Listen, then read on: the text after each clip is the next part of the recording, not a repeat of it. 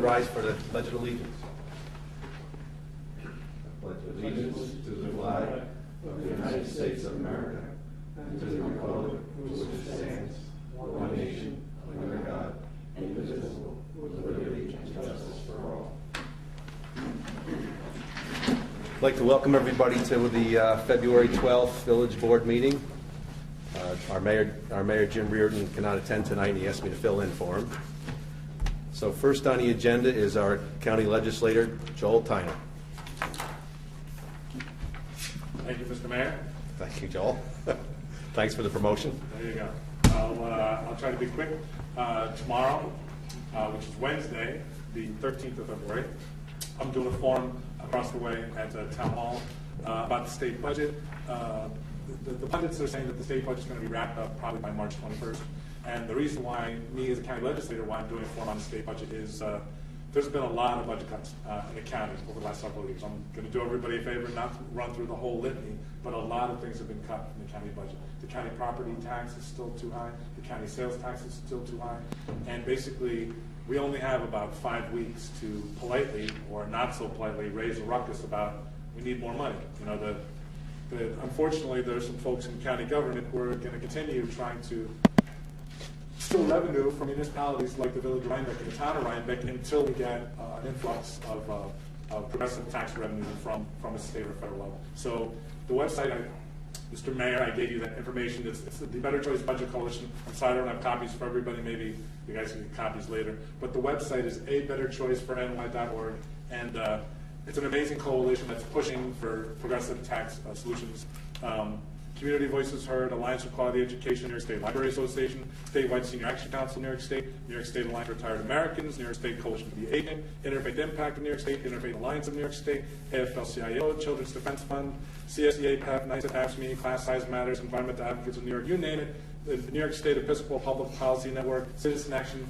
It's a huge coalition, and it doesn't get a lot of media attention, but it's abetterchoiceforny.org, and they're talking about things like leveling the playing field for small businesses. For instance, in New Jersey, under Chris Christie, there's an alternate minimum assessment for corporations, so at least corporations are paying some sort of tax.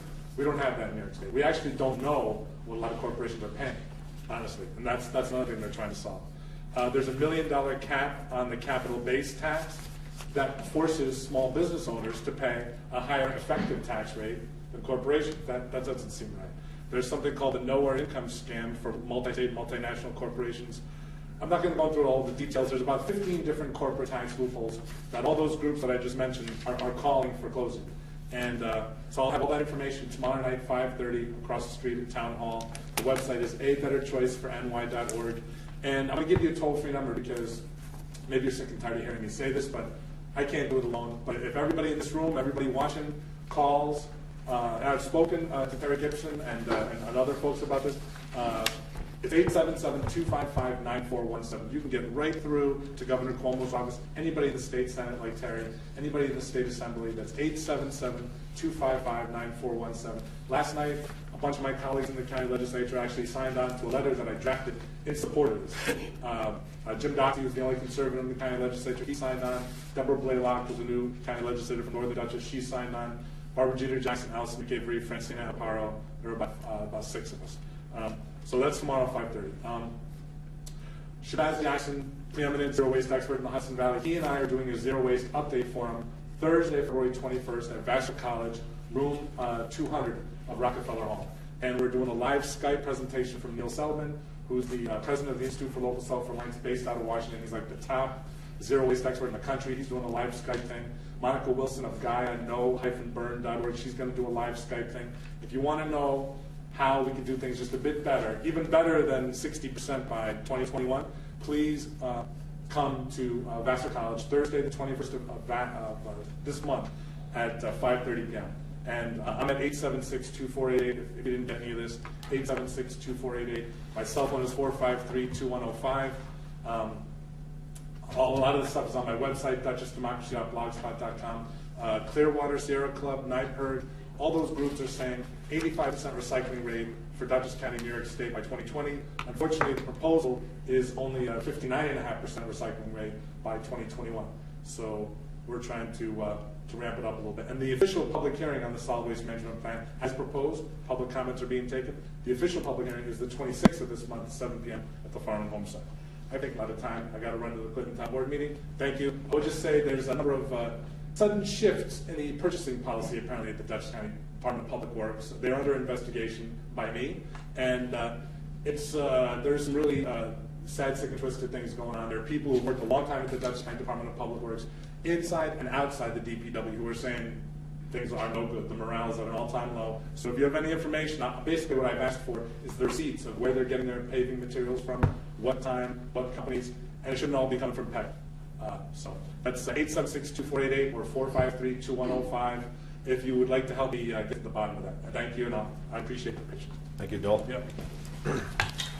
Okay, next on the agenda is a public hearing for an amendment to Village Code Section 109-15, which is all-night parking. This is to change from 2:01 a.m. until 6 a.m. from 2:01 to, which it currently says 2:01 a.m. until 6 a.m. Change it to 2:01 a.m. until 8 a.m.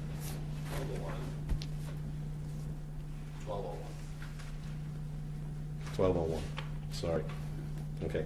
Can I have a motion to open the public hearing? Second? All those in favor? Aye. Okay, what we're going to do here is we're going to open this public hearing, but we're going to keep it open until next month's meeting at March 12th. March 12th. Yeah. Any comments? Paul?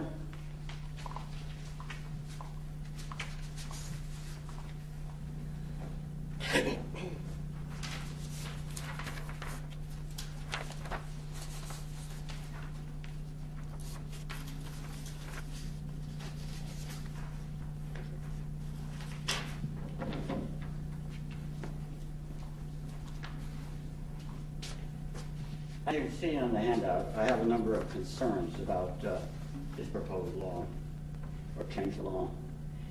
Downtown, we have a number of establishments that open at 8 o'clock or before 8 o'clock, such as the smoke shop. I didn't bother to find out when it opens, but I assume it opens before 8. The mobile convenience store up the other way opens at 6. Pete's Famous opens at 6 daily according to the website, and 5 a.m. on Sunday. The Rhinebeck Deli opens at 6, I believe. The bagel shop opens at 7. Calico at 8. Bread Alone at 7. And Samuel's 8. So, if this law is passed and goes into effect, people coming into downtown to have breakfast will, if they park in front of the shop, will be breaking the law. Or they will be subject to a ticket or whatever for parking in front of an establishment. Also, we have church services at the Catholic Church and at the Episcopal Church at 8 o'clock in the morning. And typically some people anyway, try to get to church before it starts. So again, people will be coming in and they will be parking, and they will be parking illegally. I forgot to mention who I am. I'm Paul Niederkorn. I live in the Village, 132 East Market Street. I was a town board member for 8 years. Other things that might happen is somebody wanted to check out of the hotel early, would pull up in front of the hotel to walk in so they don't have to walk too far with their bags. And if it's before 8, they would be breaking the law.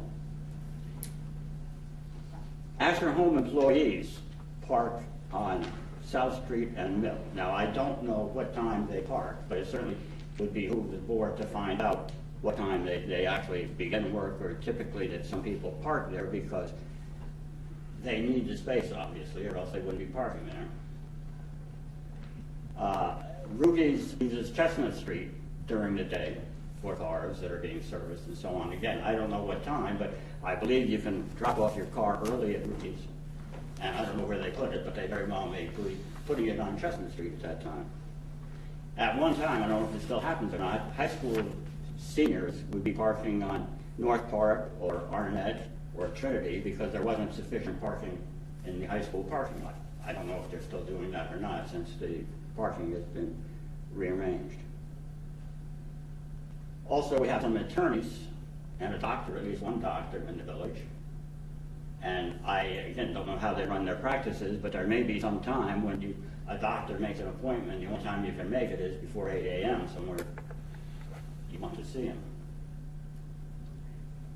Question I have is, one thing you could say is, well, we're going to enforce the law, but we won't enforce it downtown where people are going to stores and shops. But I doubt that that's legal. I think that probably if you have a law and you're not enforcing it the same for everyone, you can be sued and you'll probably lose.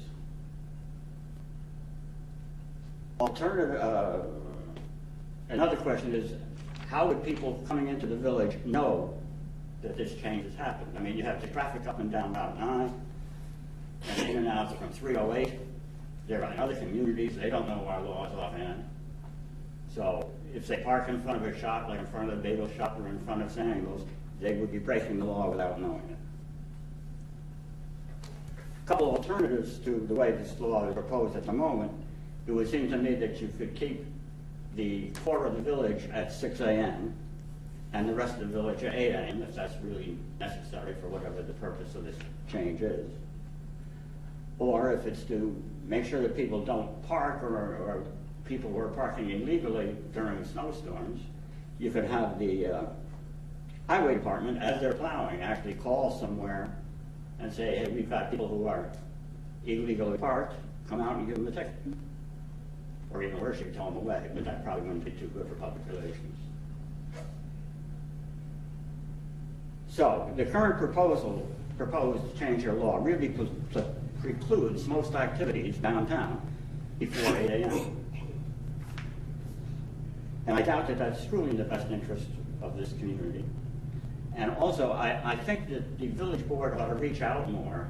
I mean, why am I the only one here so far, anyway, speaking about this? Where is the chamber? I would think that the chamber would be very interested in this, but the way the law at least was first publicized for me via the email list was it didn't even say what the change was going to be. It just said we're going to take a change to the vehicle, so-and-so section of the vehicle law. So I really think that for something this major a change, I mean, this affects everybody in the community in some sense because everybody comes downtown at some time or other. There should be much more of an effort to get the word out. Thank you. Yeah, I've asked Pete Dunn to come and try to explain some of these, answer some of your questions. Pete? Sure. I came in kind of late, so Well, mainly Paul was saying that if we change this law, he gave us some examples of the businesses in the village that opened before 8 o'clock, where people would be parking in smoke shop, mobile convenience store, Pete's Famous, Rhinebeck Deli, bagel shop, Bread Alone, Calico, Samuel's, and even some church services start at 8 a.m. where people would be parking at 7:30, say. So he's wondering how this is going to be enforced. And he has some valid questions. I think maybe before maybe we should ask what is the driver of this? the driver was assist the village highway department with the snow removal. That's how it started out because we're getting a fair amount of complaints prior to 8 a.m. for all the vehicles out on the street for snow plowing, and they have to plow around the vehicles. And they plow them in, and law is from 12 a.m. Midnight to 6 a.m. So what we've done this year and previous years, we've asked officers to come in prior to 6 a.m., around 5 a.m., 4:30 a.m., to try to assist with the issuing of tickets. You can't issue the tickets after 6 a.m. What happens is if we can't locate the owner, there are sometimes we do tow the vehicle, if it's possible. Sometimes we try to reach out to the owner, knock on the door. But at that point, after 6 a.m., the way the law is written, we can't write the ticket. If you write the ticket, it would be dismissed because the law goes from 12 to 6. So that's why we requested the assistance of those vehicles be removed off the streets. These are snorkel. Plus, it also coincided with the officer shifts. The shifts run from 8 in the morning to midnight. And I've also had officers stay late. It doesn't run into a lot of overtime, but if I have officers stay late, and if they have other shovel trips during the week, sometimes it runs into an overtime issue.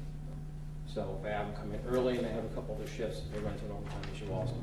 So I'm trying to get to coincide. Also, I looked at the town law. The town law runs from midnight to 8 a.m. Oh, it does? Yes. So the village runs from 12 to 6, and the town runs from 12 to 8. So it would be nice if both the village and the town were also the same.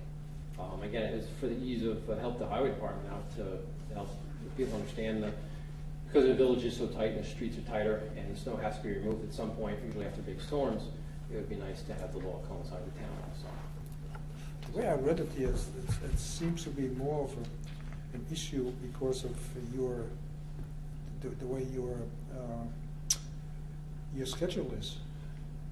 Well, the officers work from 8 to 4 and 4 to 12, and the law runs from midnight to 6. So what happens is if I have people stay late after that, and the way the officers get overtime is if they have over 20 hours in a week and they work over an 8-hour shift, then they get overtime. So when you ask officers to stay late past their 8 hours and they have 2 other shifts that week, that's no, when we're enforcing that, that's usually on overtime. Not just strictly when we have snow. Well, The law runs from November to March. Yeah, November 15th through March 30th. Correct. But the issue of having a later start is mostly on snow days. A later start. Yeah, I mean, they have the 8 o'clock Right. thing. It's mostly related because of snow days, Sure. And which what- there are a few a year. Yeah, and what we do is, we've had officers come in early, around 4:30, 5 a.m., and then they work till 4 in the afternoon, so now you're talking sometimes a 12-hour shift and 4 hours overtime to come in to help assist with the traffic. And that doesn't give you a lot of time before the 6 a.m. deadline to issue. You may issue 5 or 6 tickets depending on how fast you can, move along the streets. So that's why we also requested it.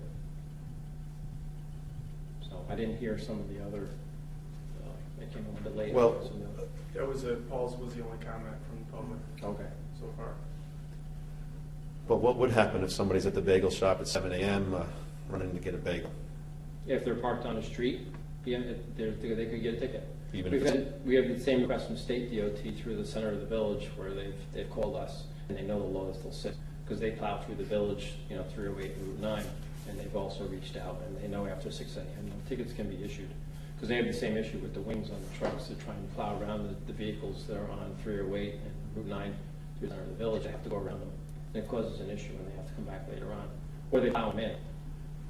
So I know most cities and towns and villages have, snow ordinances. Some are alternate side of the street parking, some are, something like this that we've had for years.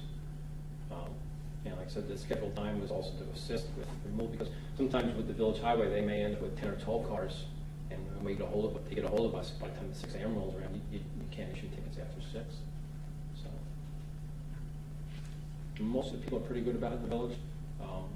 Usually by Christmas time, everybody's got a good handle on it, and it depends on the winter. Every winter's different. So it becomes an issue with some of the people who have limited parking in the village on certain streets. They don't have a driveway to park in. Some people use the municipal lot. Livingston Street sometimes gets pretty tight. Along with South Street, as you remember, 2 years ago, we had issues over there with vehicles parking. Some of the businesses who do have their people park on other streets, it makes it tight before the snow's removed. So, like I said, is there any other questions? Well, how do you think that squares with the interest of the business community for those businesses that are open between 6 and 8? I mean, frankly, Right. what can they do, It's on, it is difficult, but because of the amount of snow, depending on the storm, it makes it hard for the snow removal. So, especially here in the center of the village where the trucks have to go around, there's a state truck goes through, they like to have the wing as far out as possible to push the snow to the curb. As you know, the village doesn't plow 308, the state does.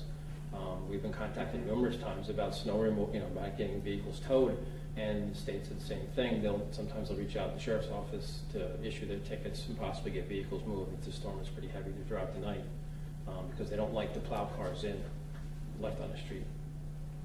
Or that if the wings be really close to that, because the wings stick out way off to the side. So it becomes an issue with mirrors and what hit a car. That's what they're trying to prevent. But that can happen during the day too. If it's a Sure. snowstorm during the day and there's Yep. cars on the street. Yep.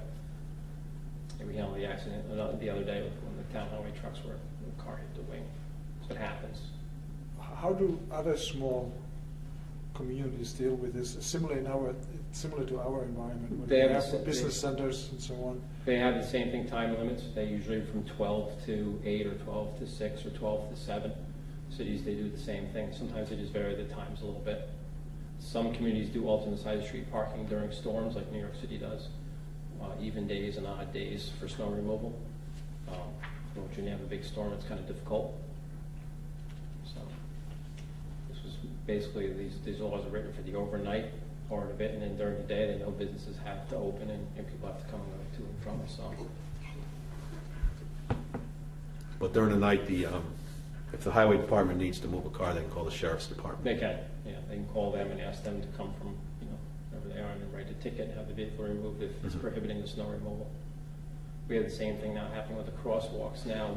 Until the snow's removed, people are using that crosswalk here by CVS and also on Livingston Street to park their cars, because that seems to get cleared pretty quickly for the people to cross. In the last couple of days, we've written a lot of parking tickets because that's where people park. It's easy for them. They just disobey the signs and they park in the crosswalk. So I've been issuing a lot of tickets there until the snow is removed, and then it's easy again. So I'm trying to think. The communities. I know in the village and the town, there's signs whether you come in north, south, east, or west on Route 9. The village has signs on both 308 Rhinecliff Road and Route 9, north and south of the village, and so does the town. All four corners, north, south, east, west, so it tells you what the snow ordinance is. It's a white and red sign. It tells you the dates and it tells you the times.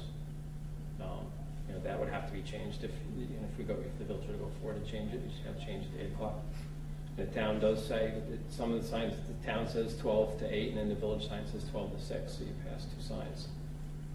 So it confuses people a little bit on the boundaries. So, Anything else? I didn't get any feedback from the chamber after it was posted. I didn't hear from Colleen or anybody, so when nobody called the station, and I don't know whether they knew about it, but I didn't get any feedback from anybody there. How much of a hardship is it to the highway department To do what? if we don't change the law? Mike hasn't told me anything. I don't think it really matters to him. Has Mike talked to you about it, Mike? In the past we've talked, he usually calls, and when he does call, it's usually after the 6 o'clock hour, and he calls and says, he tells me where the cars are parked, what streets they're on. We've gone over and taken photos of cars, we've knocked on doors, try to find out who owns the car and get it moved, because then he has to come back later on and clean up that area. So, I didn't look up the specific number this year, but I know in previous years, depending on the snow removal, how busy the winter is, it can be a lot of cars. It gets to the point where in the village, becomes an issue with the streets, especially with school buses for school, with the cars left there. I know there was one left the other night on South Street near the intersection of South Parsonage. It was left there, and then everybody has to go around it, so a bus and a car can't pass each other safely. So that's what you run into when you have a lot of snow.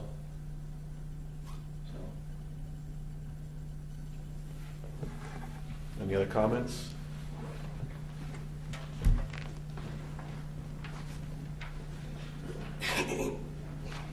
My name is John Verricchio. I would just state that what Paul brought up about the time of 8 o'clock would be inconvenient. For instance, he mentioned about church services. For instance, here at the Catholic Church, 8 o'clock Mass, of course, I park there every Sunday at 7:45. So therefore, all during the time that the ordinance is in effect, whether it snows or not, the cars that get there at 7:45 would be parked illegally. And same with the businesses. So maybe the accommodation to solve the problems that the police department's having, that maybe you'll have to change the time a little bit, maybe 7:30 or 7 o'clock rather than 8 o'clock in the village, because the village is a center and there are business activities that take place before 8 o'clock. So maybe you have to think about that and see how that affects everyone. Thank you. Thank you. Yes, Paul.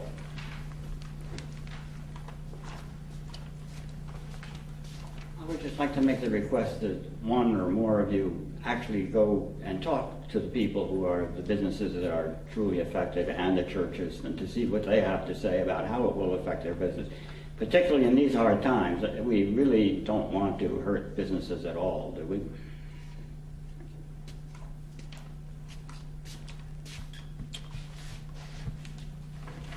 Okay, as I said, this is going to be open until next month's meeting, so Could I have a motion to adjourn the public hearing? I don't think you want to adjourn it, right? Well, you're going to keep it open, just adjourning it to a date certain, Okay. March 12th. All right, I already adjourned it, opposed to close it, right? Right. All right, thanks. So I need a motion to adjourn the public hearing I'd to be like to- continued at the March 12th, 2013 Village Board meeting. I'd like to adjourn the public hearing to the next meeting on March 12th. Second. All those in favor? Aye. So moved. Okay, next on the agenda are the department reports, and we have wastewater department. In January, we had 3.44 million gallons of wastewater treated, 91,000 gallons of sludge processed, 15,061 pounds of sludge processed, 24.5 cubic yards of sludge processed. We've started the temporary labor, and now Peter Rathjen has got a really bad flu bug, and so we're still kind of undermanned, but we're hoping Peter will recover quickly. There are a couple of items for the sludge press project. I'd like to get the bond going, and we've gotten quotes from different lenders for the 5-year statutory installment bond for the sludge press replacement. The lowest quote was from Salisbury Bank and Trust.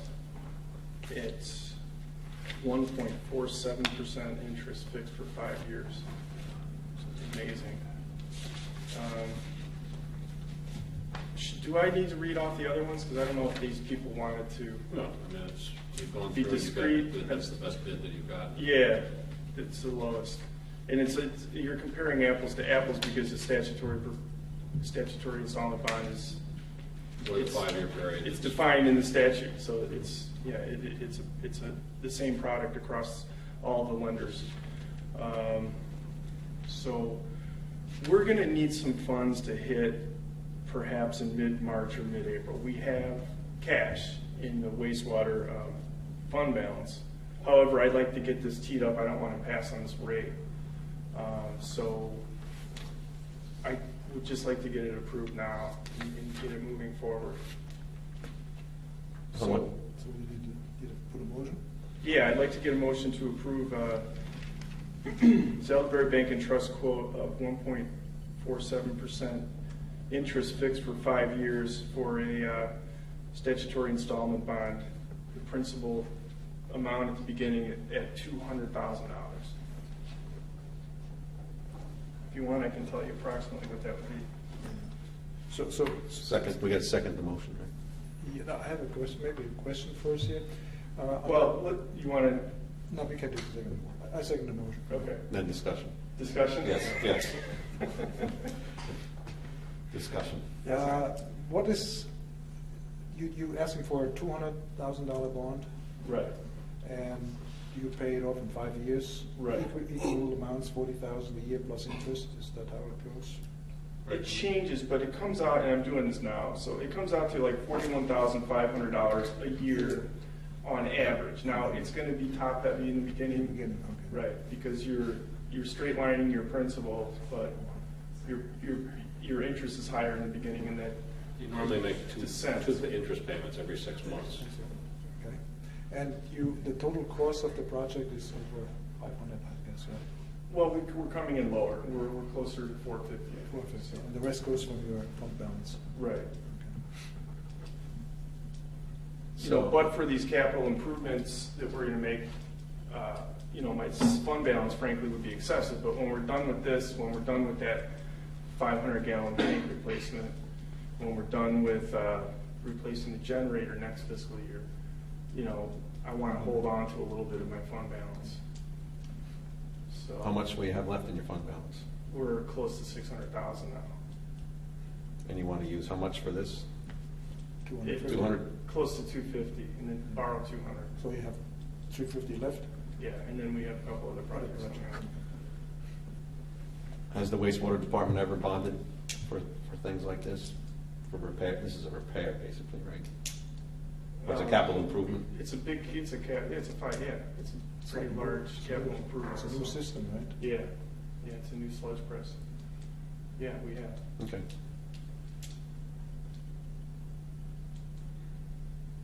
And you already passed the resolution authorizing the bonding up to $250,000. Right. So this is within the limits that you've already authorized.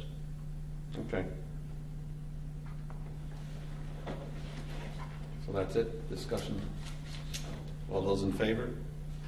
Aye. Aye. So moved. Thanks. Now, also with the hospital expansion coming along, it's going to be really important to analyze the capacity of the facility because, Anthony Gasparini's back of the envelope calculation suggests we're at about 85% of capacity, which is where which is probably the most that you would like to be at if all the projected developments go through that we all know about. Now, when stormwater comes in, then that tends to go over that limit. But Bernier and Larios, because they built the plant, because they're so sophisticated in these ways, I'd like to use them to do the wastewater capacity analysis for the hospital expansion instead of using the village attorney that we have. Village engineer, you mean? The village engineer, I'm sorry. Don't ask me to do numbers. Yeah, I know. And that's going to be approximately $2,500 to $5,000, which is an expense that would be passed through to the developer through the planning board process. So I would like to get a motion to use Bernier and Larios for the wastewater facility capacity analysis for the hospital expansion project, proposed hospital expansion project. Second? Any discussion? They're the most cost effective. I didn't look at it that way. They're the most specialized. They're going to charge perhaps $125 an hour, and some others are at that range, but they do this all day, all the time. So they're not exorbitant, and it's really important in my mind to keep engineering costs down for developers too. I don't want to just use a highfalutin expensive engineer and then say, oh yeah, you're going to have to pay for this when you go through the planning board. So I'm mindful of that, and I think it's a pretty good price. Have you talked to the developers about using them? Should we? I think we should use them? whoever's, going to be able to be in the best position to protect our interests. Because if that plant goes over capacity, we have to build another plant, perhaps. So while it's the same company, it's not going to be the same people who are going to be investigating it because that plant was built in 1986 or something like that, right? No, I think Dennis Larios has been around for quite a long time. He's worked with us before. He's working on the sludge press project too. So. Let me ask Rich a question. How does that work? We have some approved projects in the village that have not been developed. Is it whoever comes first that gets the capacity at this wastewater department? I mean, they still have to do an analysis to figure out the effects of the proposed project coming in. They have to take into account those that are already approved. I mean, you need to know that number. Yeah. And we want to, we'd like to put our best foot forward for people who have suggested their project is going to come along. You know what I mean? Like the condominium development where the old. Right. Yeah. So we want to put that into our analysis in case that comes back to life. So Brad, this is a physical limitation that we had, or is it a staffing limitation? It's a physical limitation. Physical limitation.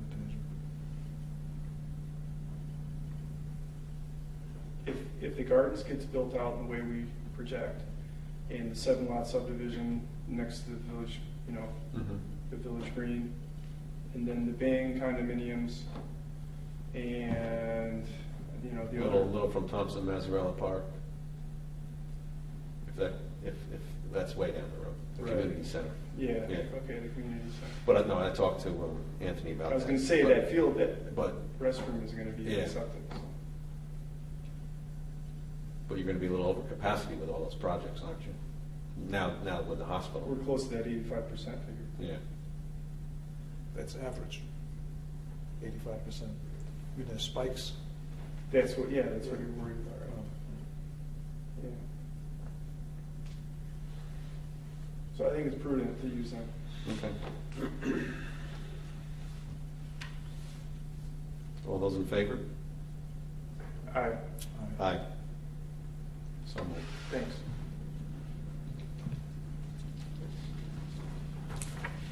Let's see what else.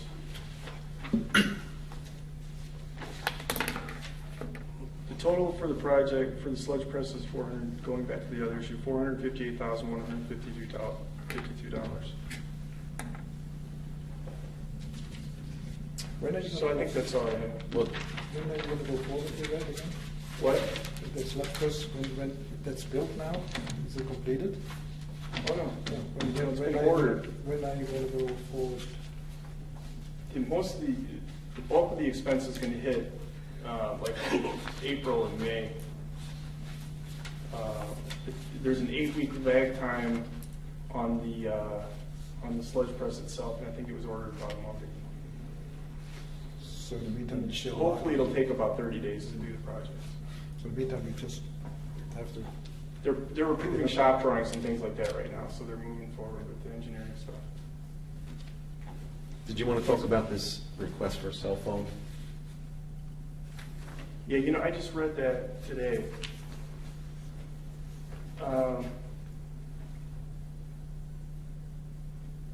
The guys at the plant are requesting a cell phone for the after-hours on-call program.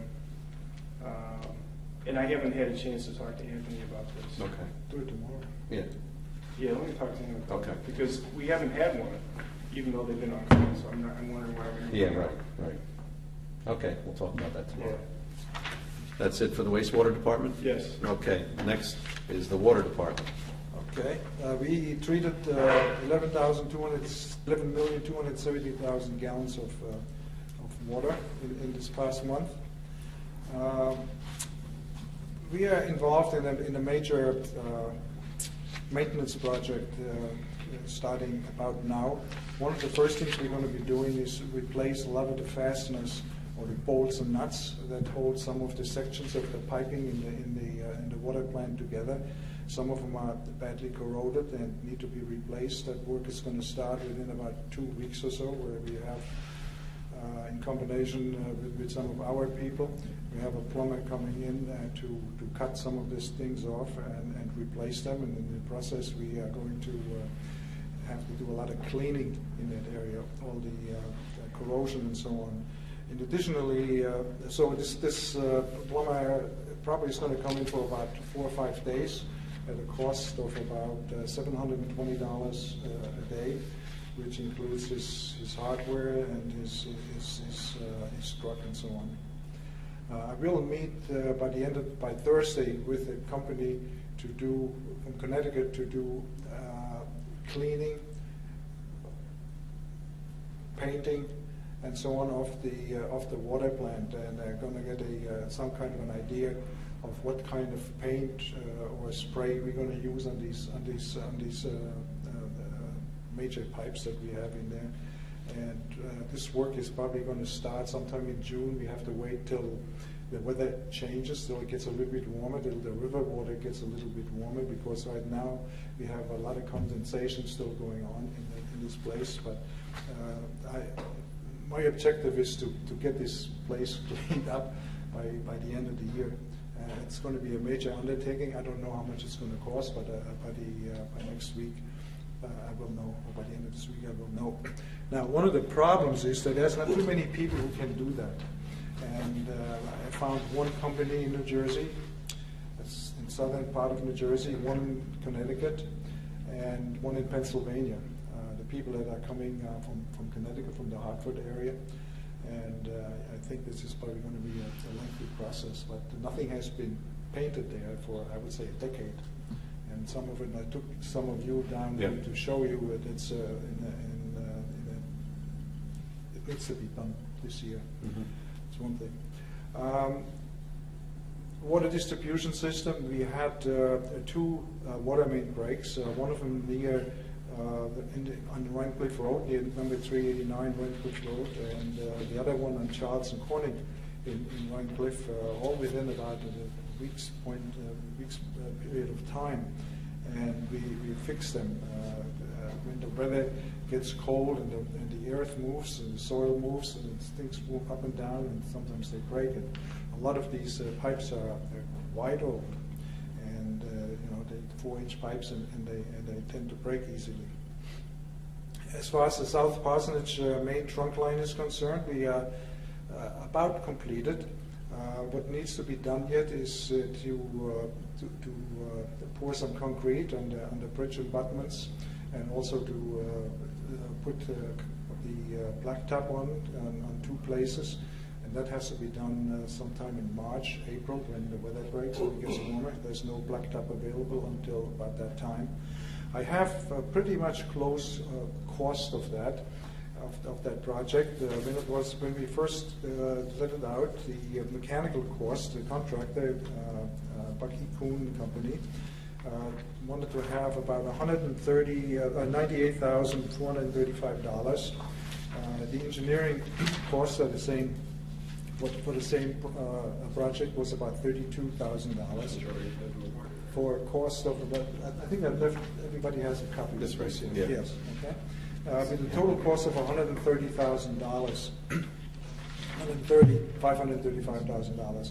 While we were working on this project, we encountered some problems. As a matter of fact, we found a dump where we planned to join the rerouting of the water lines, and that caused us a lot of delay, about 2.5 months delay, and cost us some additional dollars to fix that. We have pretty much a closure on that now in the course, and it's essentially another $30,000 for mitigation and removal of the soil and some of the wastewater. Some of the wastewater was actually taken by our wastewater department, and I think they charged me for it as well, which is okay.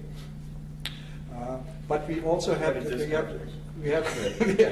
we had another problem, that when we uncovered on the north side of the bridge and wanted to join the pipes together, we found that the drainage, the storm drain pipe, was right on top of the water lines, and we had to remove 88 feet of that storm drain line and replace it. And how are you going to get a bill from me for $9,500? We'll talk about that. We'll talk about that. So that added another close to $10,000 on it. So the total cost now is about $170,000, $174,67, around $647. One small item that we don't have closed yet, and that is fairly close, and I think Lisa's working on that, is we don't know exactly what the cost of the landfill operated in Albany is that took our soil, but I have an estimate for it, and it shouldn't be more than maybe $50 or maybe $100 one way or another on that. But essentially we overran here because of we found issues when we were doing this project. We overran by about $40,000, which comes out of my budget, and I think we have enough in my cash equipment reserve to cover all of that. Now, along the lines with that, I have an application here to pay the contractor, which is A.W. Coons, the sum of $33,000, $33,723.56, which leaves $13,000, a balance of $13,000 to finish that project. Of the $13,000, $13,224.92 $8,000 is essentially to fix the road and to seed and to put concrete abutments on both sides of the bridge. There is a retainage fee of about 5%, which is, I guess, about $5,000 and so on. So, checking with the engineer, it seems that $8,000 is plenty to finish this job, and then we have a retainer. Are they going to? I assume they're waiting for fair weather. Yes. They're going to bring in some topsoil and seed it, particularly the neighbor. I don't know that. Okay. I know they're going to seed. I don't know if they're going to bring in topsoil, but that may very well be. But I think we have enough money here to do that if that's what we need to do. Good point. So I think I want to make a motion to pay A.W. Coons the sum of $33,723.56. So moved. Seconded. All those in favor? Aye. Aye.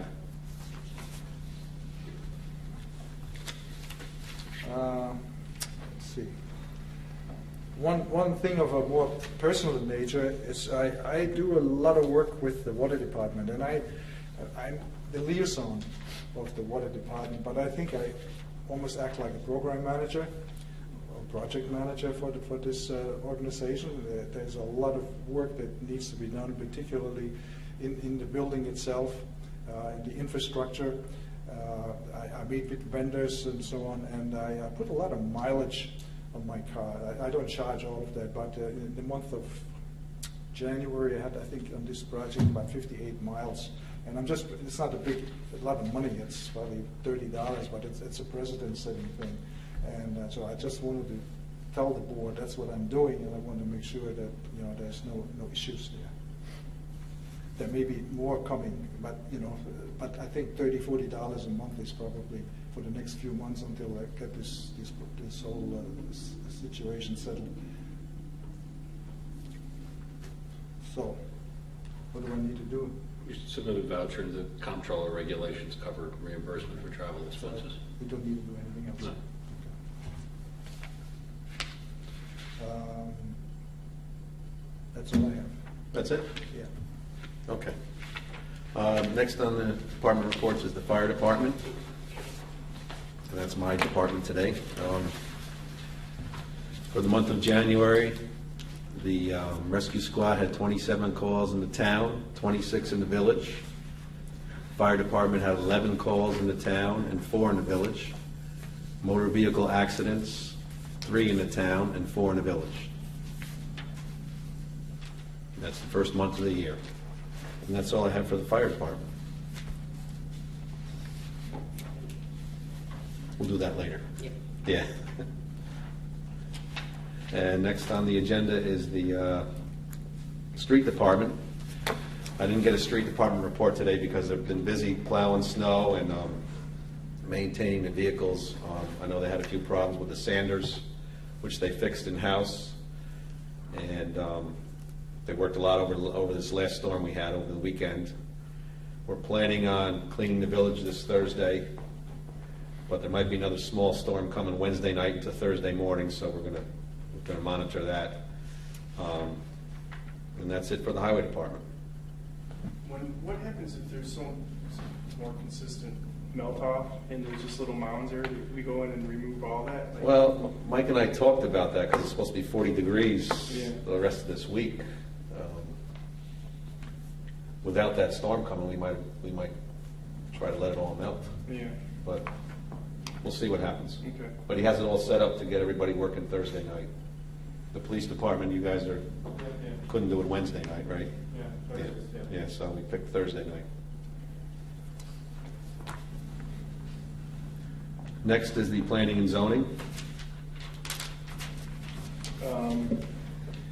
I would just like to point out that the steering committee for the events code has completed their report. It is very thorough. It's excellent. I'm very impressed. And I didn't read all the appendix items. I just got it yesterday.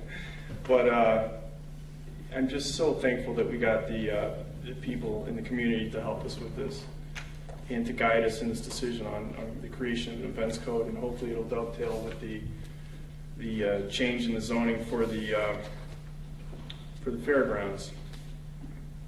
So we're going to have workshops on that and then eventually a public hearing. But I'd like to thank the people on the committee, from the business community, Bob Babarad and Tony Bellasoni, from the fairgrounds, Deborah Ashman and Chris Chesney, non-for-profit representatives Joanne Clark and Jean Fleming, the planning board, David Miller, public safety, Henry Campbell and Pete Dunn, residents, Johnny Lahane and Debbie Duke, and the chairperson of the committee, John Worth. for putting this report together. I think it's fantastic. I read the thing, and I read about the first 50 pages or so. I thought it was pretty good. Yeah, I think it's great. Very thorough report. I'd like to thank everybody for doing all that work, too. It was a volunteer basis. What's that? Rich? You should have asked if I had seen it. I haven't yet. Oh, okay. Brent, are you the interface with the planning department, or is this just a temporary? Jim and I were temporarily the interface with the plan. Because I got something here that I don't understand. It's a continuation bond. Did you get that? I wonder what is that? Yeah, I had, well, there's also another thing. That was a vote by the planning board. Yeah. So that's a planning board action. Okay. But there's another issue with that. This is The dedication. a dedicated street, which we're going to talk about tomorrow night. Oh, is that right? Yeah. That was my question. Yeah, we're going to wait for Jim for tomorrow night. We have a meeting tomorrow night, and we're going to take Okay. care of that when All right. Jim's here. Okay. Okay? Everybody has the planning board report? Yeah. Any questions, comments? I don't have any comments. Okay. Just so you know, Francois had recommended some changes to the zoning code, and Bob Fennell in the summer had recommended some revisions. So over the next year, what I'd like to do is work on that myself and just come up with a draft for about 6 or 7 changes to the zoning code, kind of housekeeping stuff, and then just get some language together that's suitable for them, and then get it to Rich. But that's just a project I'd like to work on. It's my last year here, so. What do you mean your last year here? Well, I don't know. You're not moving back to Chicago, are you? No, I don't mean that. Okay. What? Ohio. Somewhere in between. Okay. Next on the agenda is the police and court. Everybody has the police department report. Pete, would you like to say anything about this? No. Business as usual, right? Business as usual. Yes. And we have Wayne here from the construction manager for the police department building. He's here to give. Thank you, Deputy Mayor. Yes, he's here to give us a report. For the record, I'd just like to say, I'm sure I speak for the entire public, that I'd just like to say what an exemplary job you've done running the meeting this evening. Well, thank you very much. Thank you, former trustee Wayne Reifenberg, former deputy mayor. Okay, I want to bring you up to date a little bit about what's transpired since our last meeting, and then talk to you a little bit about what's going on as we go forward for the next couple of weeks prior to our next meeting. And then I want to talk about a little bit about some engineer and architect billing and the change orders, and then the bids for the generator. So, since we met since last meeting, all the mechanical, electrical, plumbing, and security system and phone rough ends have been completed, and they are all roughed in. The basement ceiling has been insulated and sheetrocked and taped. The interior walls and ceilings have been sheetrocked. The front entry is installed. The building is secured. The electric and water is operational to the building. Central Hudson has run the electric to the structure. The water is to the building as well. The exterior trim has been completed, and most of the siding on the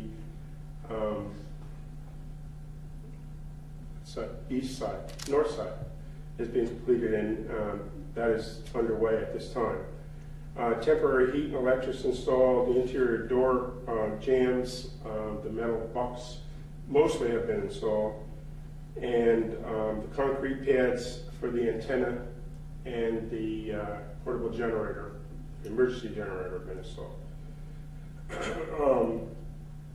As we go forward, the siding will be completed within the next couple of weeks. Bullet resistant frames are here and will be installed. The spray installation is due to be done within the next couple of days in the attic areas. and, and the interior ceilings and walls will be taped, and the interior finishes started. So we're pretty much done with pretty much the exterior of the building, and the interior finishes will be initiated probably prior to our next meeting. So things are going well. We need to talk a little bit about a couple of issues in regard to our engineer and our architect. I sent you guys an email in regard to the engineer scenario. The engineer has fulfilled his obligation for the most part, but he ran out of the scenario in regard to his initial pricing. And as a result of that, there were a couple of extra things that needed to be done. And as a result of that, we agreed that he would complete that scenario in regard to a time and material basis. I think I sent you an email in that regard. Excuse me, the anticipated cost was approximately $1,500. I think it'll be less than that. The final inspection, I think, is the only thing actually left now. So I just want everybody to be aware of that. We have a kind of a similar situation in regard to the architect. We just received a bill, and I'm sure you probably have all seen it because I'm sure you've already signed all the vouchers.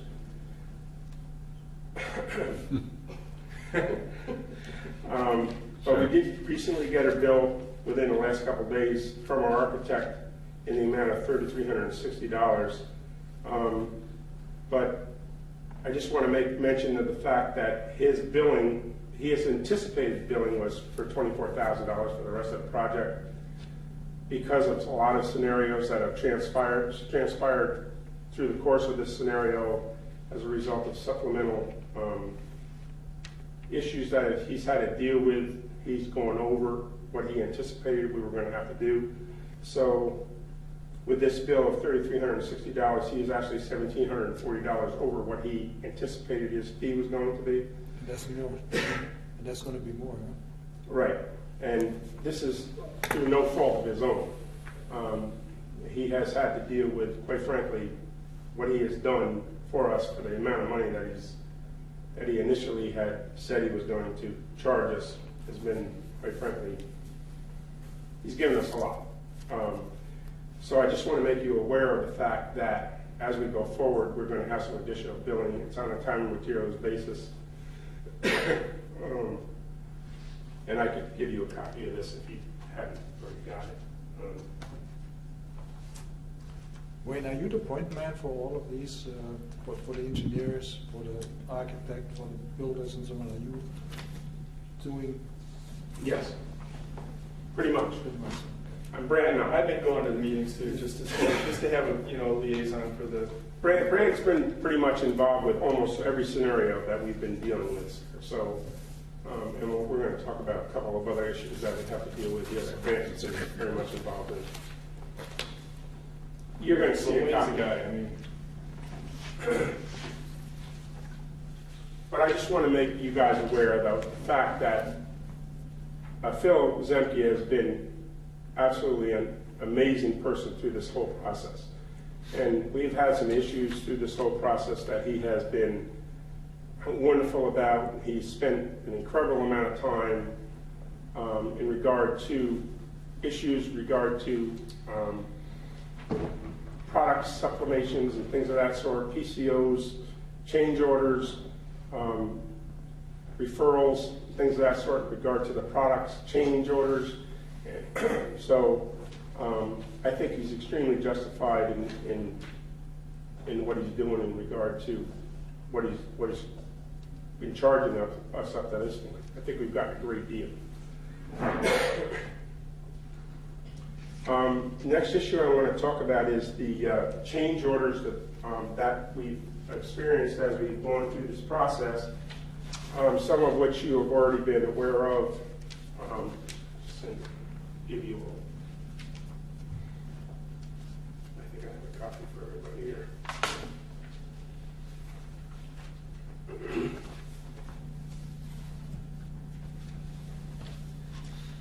In these kinds of situations with a project of this magnitude, obviously there's change orders. There's situations that come up where we have to deal with scenarios that we didn't anticipate when we spec the project out. Some of these change orders we've already discussed and we've already approved, but there are a couple this evening that we do need to deal with. If you take a look at the scenario in the front of this scenario, we've already approved change orders in regard to the sump pit, the wood blocking to the window nailing, the concrete pads and sonotubes for the antenna, the LP gas pad and the generator pad. The additional excavation that we had to do for the conduit to the generator pad.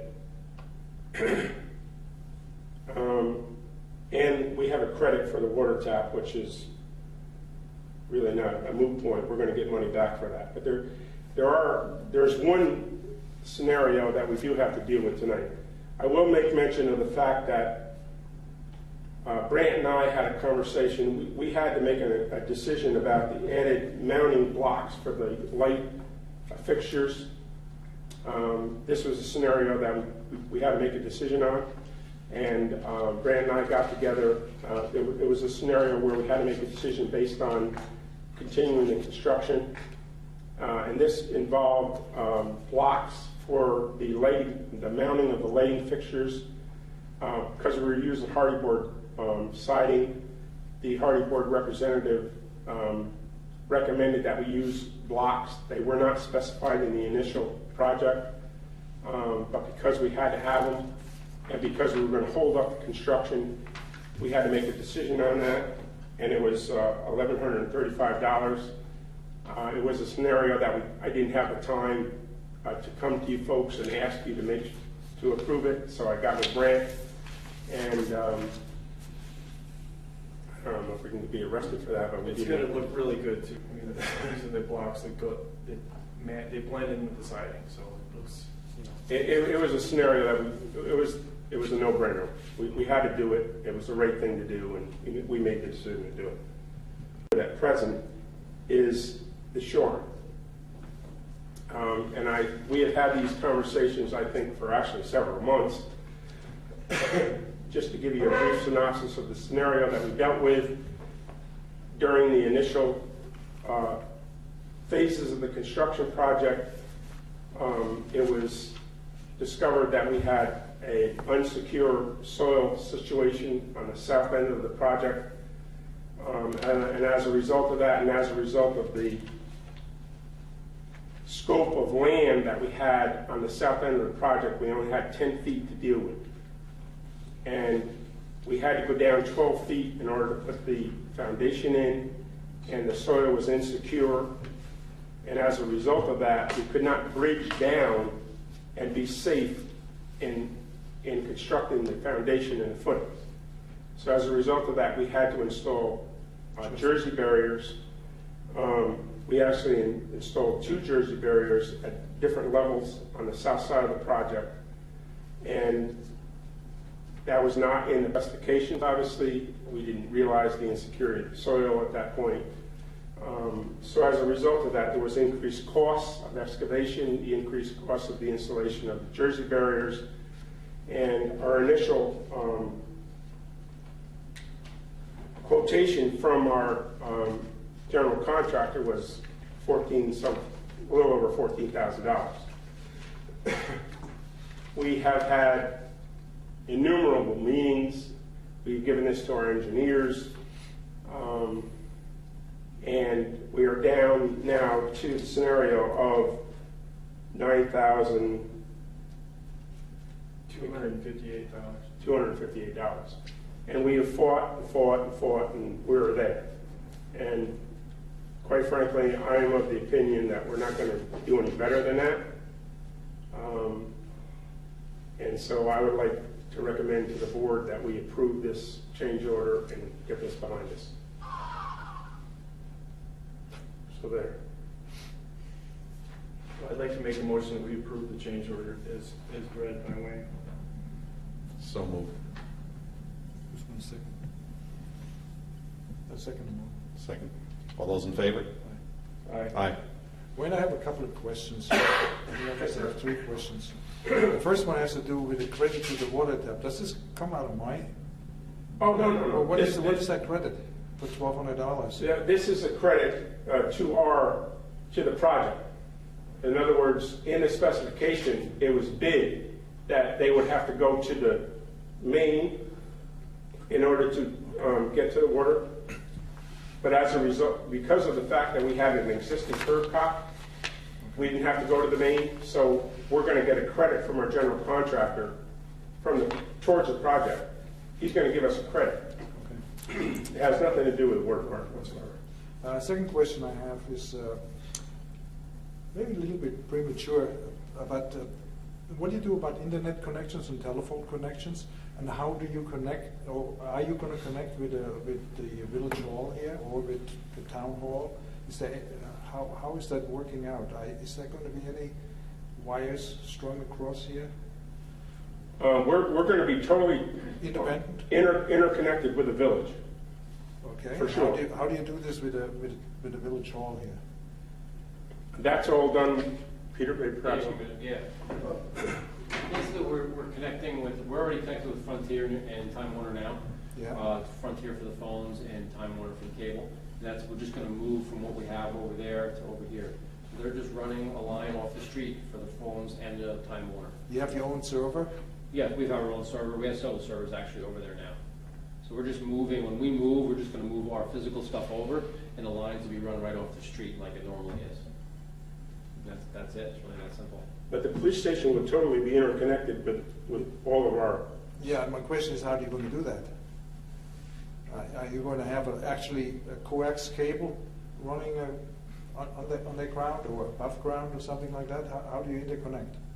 No, all the wiring is going to go into the, excuse me, into our building, which is exactly the same as what we have now. We are connected, excuse me, we're connected presently. The police station is connected with our whole network. And we're simply going to move what's there to the new police station. Okay. I think I need to talk to the people who do our work here for the internet, because I had a discussion today and they thought you were sort of standalone over there. Well, In terms of your telephone system?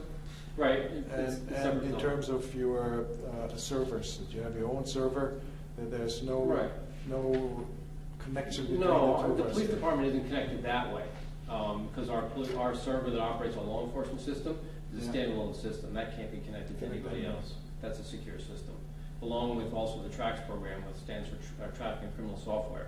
That's what we do all our accident reports on and all our ticket writing. That's connected via the internet to New York State up in Albany. All our tickets that we write and our accident reports we do are transmitted electronically up to Albany, and that's a separate system. Okay. So that's a standalone, so nobody has access to that. That's just police. So our system can't, as you're talking interconnected, our system can't be tied to be open to the village hall. That's because it's sensitive material. But the village, you're going to be connected to the village in regard to, you're still going to be able to get. Oh yeah, the website, Right. internet, all that. Yeah. Yes. Yeah, but you get that from somewhere else. Yeah. You get it through what's it called, Time Warner. Right. Our Yes. cables are Time Warner. Right. Yes. Right. But you're not really. You don't have a cable running between the two buildings here.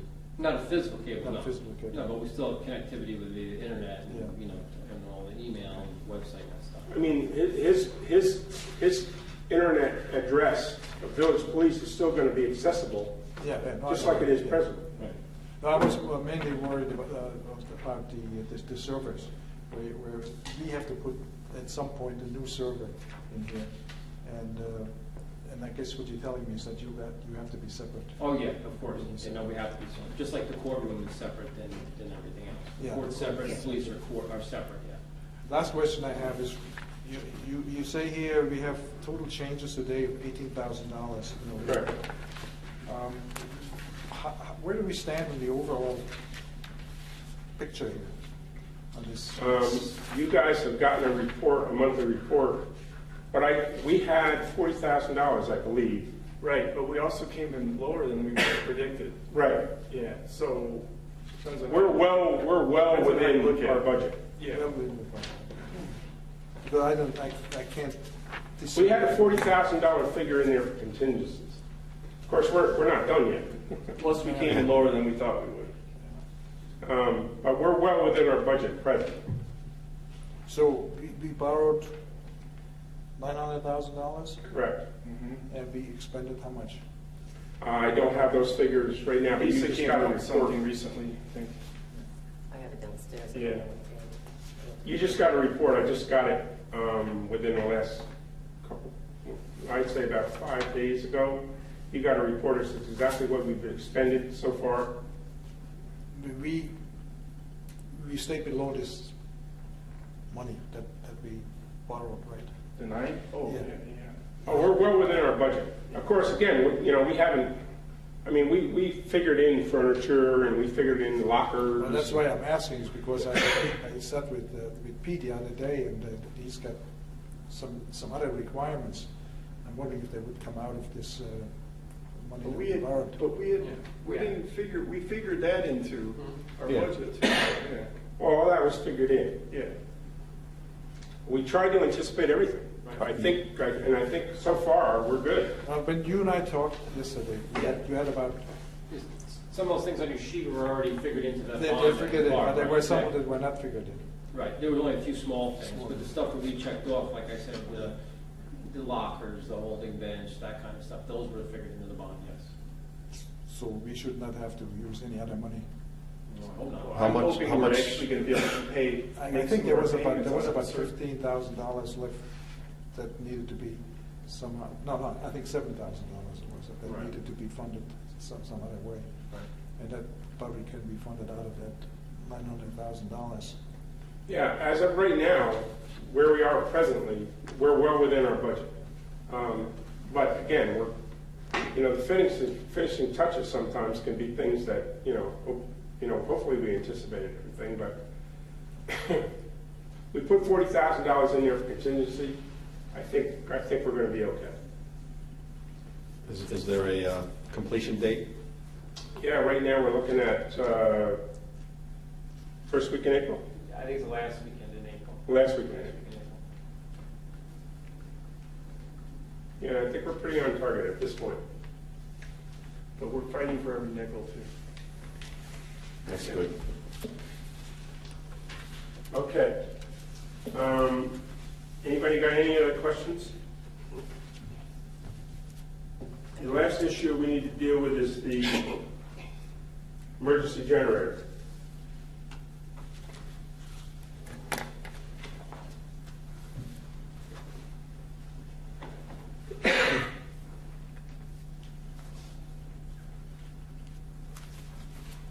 And this is a little bit of a complicated issue, and I'll try to be brief about this, but initially, we had thought that our responsibility in regard to the portable generator, the emergency generator, was simply the purchase of the generator and the transfer switch.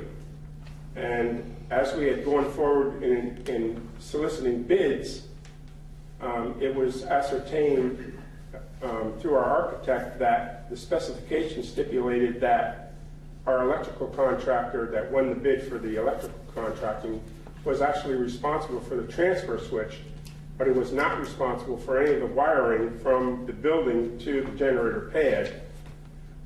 So as a result of that, I had gotten initial bids for simply the generator and the transfer switch. So I had to go back out for another bid and deleting the transfer switch, and the bid specifications actually needed to be the generator and the wiring from the transfer switch to the generator pad. So I have now gotten new bids. I've gotten 3 bids from 3 different corporations, and they are as such. Protective Power came in with a bid for the generator for $11,770, the installation and startup of $550, and the labor and material to install the wiring in the conduit from the transfer switch in the basement to the generator pad of $1,850 for a total price of $14,170. Gentech's bid was $11,800 for the generator. The installation and startup was included in that price, and the price for the labor and material for the installation of the wiring was $2,480 for a total price of $14,280. And I got a price from Eris Electric, who is our contractor who is doing the electrical work in the building, for a total price, including the generator installation startup and the labor and materials for the wiring, of $18,750. So the low bid was for protective power of $14,170. I will make mention of the fact that Protective Power is also the company that installed and maintains our existing generator that we have in this building presently. So I'll leave it up to the board as to how you want to proceed. Let me ask you, what is the delta here? I beg your pardon? What is, you had included the generator before, right? Yes. So now you have some changes coming up. Are these the changes, or what's the cost of the new news here, essentially? No, the original bid was bid the wrong way, right? Correct. That's what you're trying to say. So now we have $14,000 new news. No. No, Okay, how much is the new news? this is it. Yeah, but what was your The initial estimate in the bids that I past? was giving you was simply for the generator and the transfer. Right, but how much Right. were they How much compared to was that? this? Oh, well, the transfer switch was $500 some dollars, $699, I believe. Okay, And that was taken out? Yes, Yeah. yeah. Maybe I'm not asking the question right, but how much more do we have to pay here now? There's a change order coming here. Well, for protective No, power. then it would be- there's no change order. Yeah, This is no, totally this is- on our own. This was not in the specification for the project whatsoever. This was our responsibility. Okay? The portable generator was our responsibility from the get-go. Was not in the specification of the project whatsoever. But did you have an original estimate for a generator in the, towards the construction costs? About a month ago, I had come to you and actually had given you quotations, the initial quotations for the generator and the transfer switch. And then it was determined that the specifications involved in the project bid, the transfer switch was included in our Right. electrical contractor's bid. Right. I think So- Heinz is trying to figure out if this is added money from the Right. original estimate of the You whole may- project. You may have $40,000 bucket left over or something like that. Right. And I'm wondering how much that gets degraded by. Well, all of this is going to come out of that. Okay, This- All of yeah. it, okay. That was the Yeah. question. So now we have only $25,000 bucket left over. Right, correct.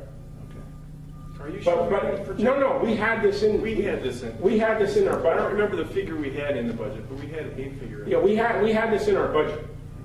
I don't remember what exactly it Yeah, I was. don't remember. I think what I would like to see at some point is, where we stand with respect to what we borrowed. How much have we expended? How much more do you think? You get a report. Well, I know, but I can figure that out. I mean, You're talking about the total project Yeah, I want cost. to see the whole project. We have it downstairs on the We have it spreadsheet. Yeah. downstairs on the Didn't they get dispersed, that report? I didn't see another report that showed. No, can you give me a report as to what we expended so far? Yeah, that's right. I read it, yeah. I just got it like a week ago. Well, if you Yeah, have it, that's- I'll get it from Lisa tomorrow. But I just like to understand, we borrowed that much money, we spent this much money, so we've got to have a little bit left over. I like to know where we stand against that, because we're having these change orders coming in, we're having this coming in. I don't see any breakdown. We don't need to do that now. That's all right. one thing on here that's wrong. Have you looked at these figures?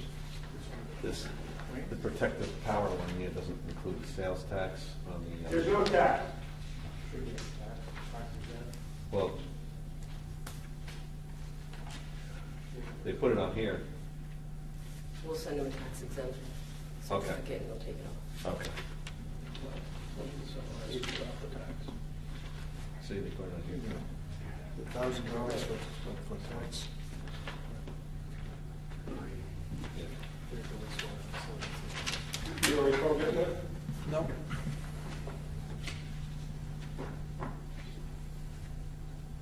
You don't even need that. Okay. Looks good. Can I keep this? Can you make us a copy? No, I can Make us a I can copy. make you a copy. She has it. I give it to you. Yeah. I give it to you. But this is a Yeah, this no, synopsis. that's what I mean. Yeah. Because we're gonna be doing our budget pretty soon, Yeah. in the next week or two. Get all that from Yeah. But, I mean, basically what this says is that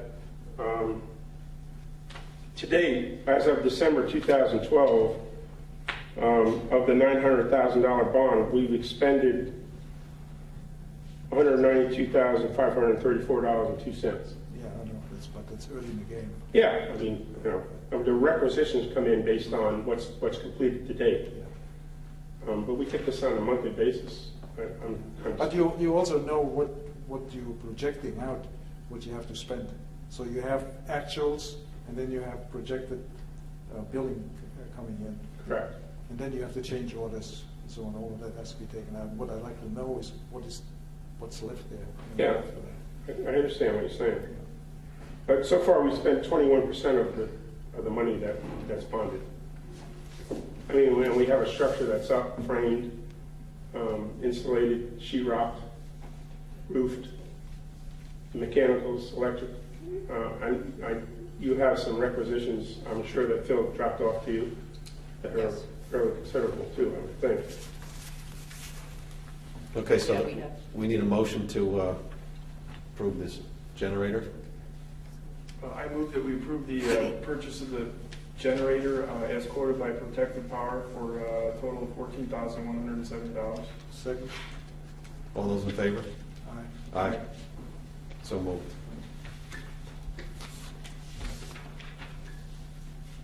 Anything else, Mr. Reifenberg? Deputy Mayor Trout? I'd like to thank you, Wayne, for continuing this project, even though you moved from the village to the town and you had to get off the village board. But Wayne volunteers his service to see the end of this project. I know he spent a lot of time on it. Thank you, Wayne. Thank you, sir. Thanks. Okay, next is the dog report. Everybody has a dog report? Okay, he had one complaint from a barking dog, gave out the warning. On 12/9 and 12/28, dogs have been reported lost and have not been found yet. No dogs were picked up in the village this month and no charges were made. That's it for the dog report. Committee reports, is the tree commission is the first thing. Everybody got the tree commission minutes? I'll just go over the highlights. We voted for the officers for the next year. The terms will run from February 2013 to January 2014. Cecily Frazier was unanimously elected the chair. John Weschler is unanimously elected the vice chair. Pruning, we're going to have a pruning practice workshop on Saturday, March 16th at 2 p.m. in the mini park. Meg Crawford, member of the Tree Commission, is going to conduct that pruning. And March 17th is the rain date. So then March 16th is a pruning workshop at 2 p.m. at the mini park. Anybody who would like to come, you're welcome. Our spring planting is going to be Saturday, April 20th, where we're looking to plant around 20 trees.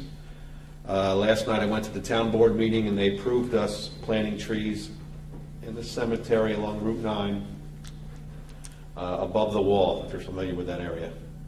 Not along the street, but above the wall. And obviously we're going to plant them far away from the wall so the roots don't go into the wall And we estimate 7 to 10 trees going there. And we're going to figure out where we're going to plant the other 10 trees.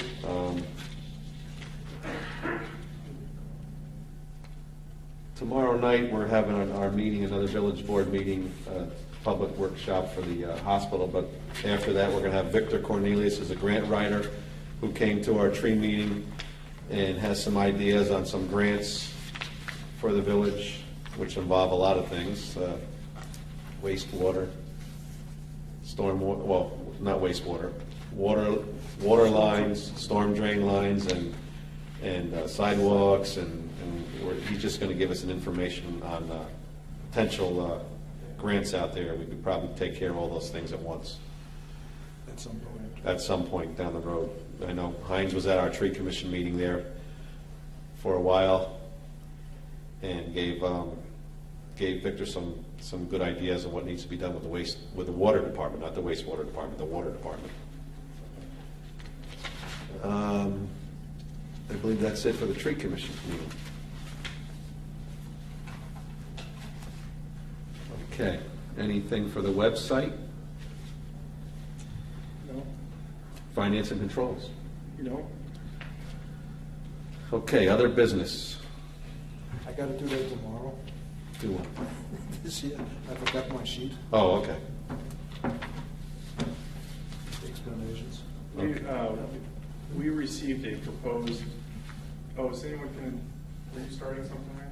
No, I was, He's saying we're going to do the water and sewer adjustments tomorrow. Okay, tomorrow are you meeting. working on that one billing issue with the business downtown, where we were perhaps overestimating the, yeah, okay, that's good. so I'm just gonna defer to whatever you Yeah. decide on that. That's good, it's almost done. Okay. We got a proposed second amendment to lease agreement from Sprint to do an equipment change out on the tower. And I looked everything over, and the language looks good. The hardware they're putting on there looks acceptable. What they would do is then swap out the 3 panel antennas on the top of the tower at 80 feet and put bigger panel antennas on the top of the tower at 80 feet. In the interim, though, they would have temporary hardware that's going to go on there just to keep this new technology going while they're doing the equipment change out. So they've sent us a proposed second amendment to the lease, and there would be a $425 increase monthly for the Sprint deal. Now, the deal with Crown Castle is that they would split, we could have a 50-50 revenue sharing agreement with Crown Castle, who manages the tower, so we get half of that. What is that about? 425 divided by 2, whatever that may be. Oh, no, I thought $212. Crown Castle, what's Crown Castle? You're saying Sprint and Crown, they're two separate. Crown Castle manages the tower. Oh, okay. They bought out that J&S Towers. Right, but there's no two potential payouts that we're thinking of. No. Because you confused me, you said Sprint, then Crown Castle, so. Right. That's all one. Yeah, I should Okay. explain that. Okay. So, Where's that tower? Right here, right right? here. Oh, Now- up in the building here. Yeah. It's on They the- don't require any more equipment area. So before, when they approached us, they need an extra, I don't know if you remember this, they needed an extra Yeah. 60 square feet or something like that. Right. And it was less money, so looks seemingly like a good deal. So we can't sign it tonight, or we can't approve it tonight, because Rich hasn't reviewed it. But Lisa, did you bring the? She just gave me a copy. Okay. So we're gonna have so many special meetings this month, I figured we can Yeah. approve it in a couple of weeks. Okay. I just wanted to point that out. Okay. Any other business? We're going to go over correspondence here. Okay, correspondence. We have a request from the fire department. The Rhinebeck Fire Department is requesting permission to hold a coin drop on June 8th and June 9th, 2013. That's a Saturday and Sunday. Coin drop will be set up in front of the Rhinebeck Firehouse and in front of the M&T Bank on Mill Street. This is from Ken Scattergood, Vice President of Rhinebeck Fire Department. I'd like to have a motion to approve. Is this, I'd like to make a motion to approve. Second. Any discussion? Is this what we do every year? Does anyone remember? I know the fire department does it every year. I'm not sure if it's the exact same dates. Couple of days, right? Yeah. It's a weekend. Okay. I think it's new dates because it's a new event that's happening at the fair. Oh, is it? Yeah. I know there's a home and garden show going to be happening at the fair. That's supposed to be a big event. I don't know which one, because it was a new fair. Okay. Coin drops are usually coincided with fairground events. Mhm. Well, this is the first coin drop, but you know, it's one of the important ones. So Right. the fire department. Right. So, Okay, all those in favor? aye. Aye. So moved. You guys have a copy of the, this is from the Dutchess County Agricultural Society closing the streets. This is a letter to Dear Mayor Reed and the Board of Directors of the Dutchess County Agricultural Society respectfully submits the dates to close Mulberry Street North from Platt Avenue for the following events and days. Thursday, May 2nd through Tuesday, May 7th for the Antique Car Show. Thursday, June 13th through Tuesday, June 18th for the Antique Motorcycle Show. And Tuesday, August 13th through Tuesday, August 27th for the Dutchess County Fair. Signs will be posted prior to closing informing the public of street closure. And I've also enclosed a copy of our schedule for the 2013 season to date. Not all contracts have been returned, so there may be some minor changes. This is from Andrew K.M. Parati, the new general manager of the Dutchess County Fairgrounds. So I'd like to make a motion that we approve these road closures. I'd like to make a motion to approve them as read. Second? Second? Any discussion? Yeah, any of these new? Like the That was my motorcycle? question, is this what we did last year? Yeah. Jim remembers all this stuff, and I know you do too, though. I know the fair, the car show, this antique motorcycle show. That I don't remember. I'm not sure. Pete, maybe Pete can help us with this. Is he still here? He's gabbing out in the hallway. It's always good to have the head of the police department here. Pete, we have a request from the county fairgrounds, Dutchess County Agricultural Society, to close the streets. We're not sure if these are the same as last year. It's May 2nd through May 7th for the Antique Car Show. Sounds about right. June 13th through June 18th for the Antique Motorcycle Show. Yeah. And then August 13th through August 27th for the Dutchess County Fair. August 13th to the 27th? It says August 13th through Tuesday, August 27th. Yeah, they closed down, they closed it early for all the equipment. Yeah, we weren't sure if, the three events here, we Yeah. can't remember. No, those are right. Okay. Okay, Thank you. Yep. thanks. All those in favor? Aye. Aye. So moved. We have a letter from the Rhinebeck Historical Society. Everybody has this. They're asking us, dear Mayor Reardon and the Village of Rhinebeck trustees, we are asking you to include $1,000 for the Rhinebeck Historical Society in the village 2013 budget.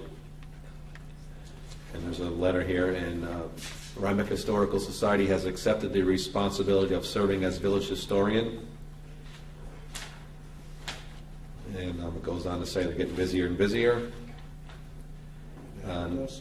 And this is from David Miller, president, and they're located in the lower level of the Star Library. So we've done this in the past, so I'd like to have a motion. So it's to be included in your budget, so that goes. Yeah, I think we've included this in our budget Budget last discussion. year.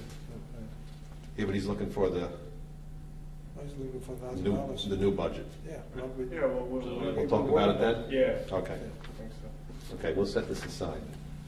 Try to remember that. This is from Panda, from Bill Nieves. They're looking for a representative from the village for the Panda Board. They don't have one. Laura Linder resigned a few months ago. And if there's anybody out there who would like to be a rep for the Panda Board from the village, please contact Lisa at 876-7015.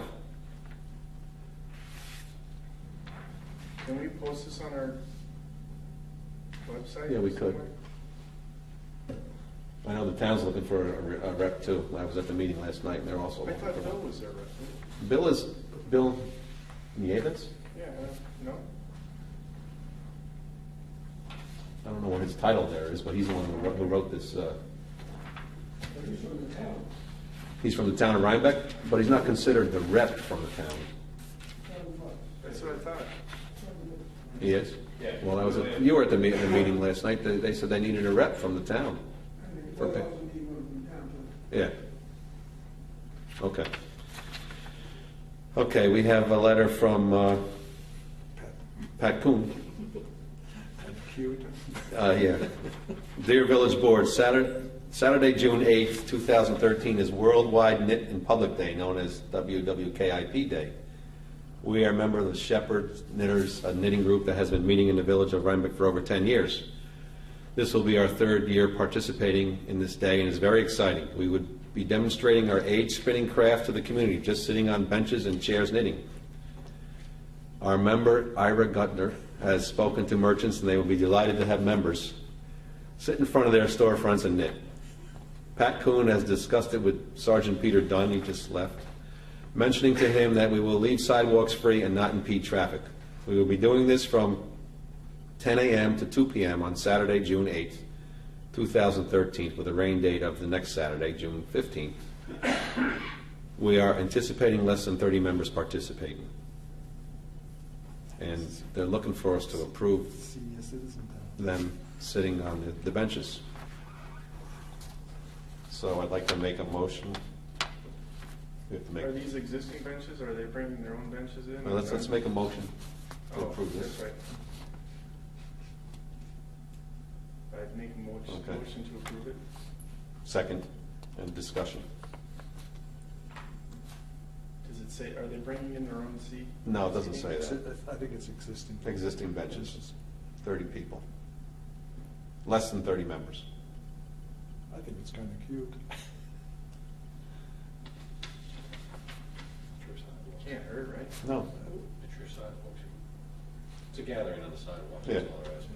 So it's legal? Okay, all those in favor? Aye. Aye. So moved.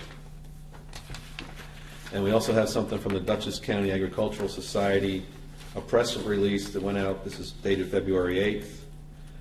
It's an impact study on what the county fair provides, and it's a little, do you guys get this? The study? No?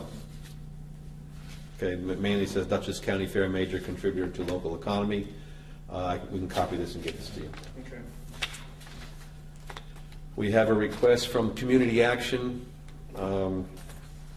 requesting us financial support of $1,667.07. They requested this in the past, and the village board has denied this because the town of Rhinebeck donates to this, and it would be taxing, we would be donating twice. Our taxpayers would be actually donating twice to this, so we've denied this in the past. You guys have a letter? Yeah, I saw that. We should have a letter already, right? Oh, what? We should have already a letter from last year. Yeah, this is a new letter for this year. Yeah, Just use the same letter. so do I have to make a motion to, We just don't have to consider it. we don't have to consider it, okay. Okay, I guess the mayor can respond. yeah. We have a request coming in today, I think it was, from Young Rhinebeck, right, Lisa? I don't know if you have this yet. No. They'd like to rent the village hall up here, half day. Let's see, March 15th. This is from Young Rhinebeck. They'd like to rent the hall up here for half a day for lunch and activities, games for approximately 35 middle schoolers. It would be 9:30 a.m. to 3:15 p.m. March 15th. Should we check in the fire Rent department? it. I already did. Right, they want to use it, not rent it. Yeah, I was gonna say we can't. Yeah. You checked with the fire department? That's what the thing is, So it's available? Yes. What's the organization? Young Rhinebeck. facilities that they want to utilize? This area up here. Well, when they bring the same lunch, they're gonna bring their own food in, Yes, so they're not gonna utilize any of the fire department facilities. I don't believe so. We can We can condition it on that. we can find out, and we just got this today. We also need to find out who supervises them. eh? Somebody named Terry Hall. But we'll table this for now. Just wanted to let you be aware of it. I believe that's it, right, for, Lisa, do we have anything else? There's a couple other things we're gonna talk about tomorrow night. We have, personnel issue. The Rhinebeck Commons, the dedication of the street, we're gonna wait for that for tomorrow night, when Jim's here. And there's a resolution for, support for, from an assemblyman for foreclosure. You guys have that? Yeah, I read that. Yeah, I think I responded in an email to this. I think we will discuss that tomorrow. yeah, we'll discuss that tomorrow night. Yeah. And as you said, you're gonna do this tomorrow night too, also the water and sewer adjustments? Minutes approval. One more thing, right? What about this, Can I just ask a question? Yes, you can ask a question. On the young Rhinebeck? Yes. You're gonna table it till when? So, I mean, do you want me to call and ask her who the supervision is? Or Yeah, can you when? call, Or can you want do that reasons? tomorrow so we can decide tomorrow night? Thank you. And then food. Yeah. Okay, minutes approval. I have a question about this bicycle pedestrian plan. Are you up to speed on this, Heinz, or No. Okay. Wait, what plan are you talking about? But the county's working on putting together some pedestrian plan for the area. For the 2000, for February 21st. Yeah, well, that's the thing, right? We have to submit stuff by, That's, Oh, that's a grant. yeah, it's a grant proposal. Yeah, It's yeah. going to be too late for that. Yeah. right. Jim, So Clara talked to Jim about it, but we can Is this ask, vote on it? no, we should be asking the guy tomorrow. We can ask Oh, Victor right. tomorrow, When he yeah. comes, when Victor comes, okay? Okay. He's familiar with the grant, Victor is. There's another grant guy that I have a name on from Brady and Larry for infrastructure stuff, you know? Okay. Okay. Okay, we'll do the approval for the minutes, November 13th, 2012 minutes. Any, I move that we approve them as submitted. A second? any discussion? All those in favor? Aye. Aye. We have the minutes from December 11th, 2012. Approve them as submitted? So moved. Second? Second? Any discussion? All those in favor? Aye. Aye. Aye. Okay, we need, that's it, right? Anything else anybody want to talk about? You're on a hell of a meeting. Wayne, you know, everything's okay? You just saw a question from the deputy mayor. Thank you, thank you. I'm honored that you attended my first acting mayor meeting. Mr. Tortorella? Impressive. Thank you. Okay, I'd like to have a motion to adjourn. He was fishing. Motion to adjourn? Motion to adjourn. So, second. Any discussions? All those in favor? Aye. Aye. Aye, so moved. Meeting's over.